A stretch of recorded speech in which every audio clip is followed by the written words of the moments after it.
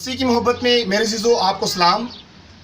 میں اسلام آباد کے علاقہ میں شام کا وقت تھا اور جب دعا کے لیے اس خاندان میں آیا تو اس بیٹی سونیا نے جیسے ہی خداوند کے خادم کے گلے میں سلیب کے اس نشان کو دیکھا تو اس کو بڑا عجیب سی اس کی کیفیت ہو گئی اور یہ حقصار خدا کا خادم سمجھ چکا تھا کہ معاملہ گڑبڑ ہے.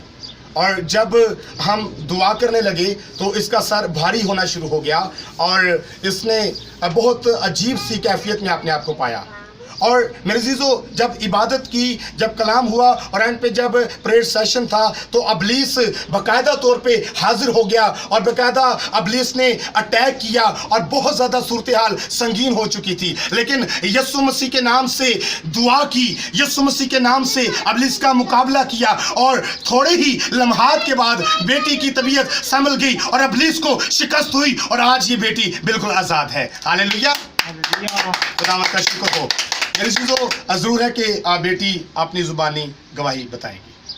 میری طرف تو سارے سلام جی سلام جی. میں 13 سال تو مسئلہ سی کہ میں دعا چ نہیں سا بیٹھ سکتی ہے. میری اکھاں چ پانی آندا ہوندا سی، سر میرا بھارا ہوئی جاندا ہوندا سی تے پاسٹر صاحب آئے نے، انہاں میرے تو دعا کیتی ہے تے مینوں کالی پیندی دل نوں کہ میں دعا چ نکل جاواں کہ دعا نہیں میرے تو کرائی جان ڈئی.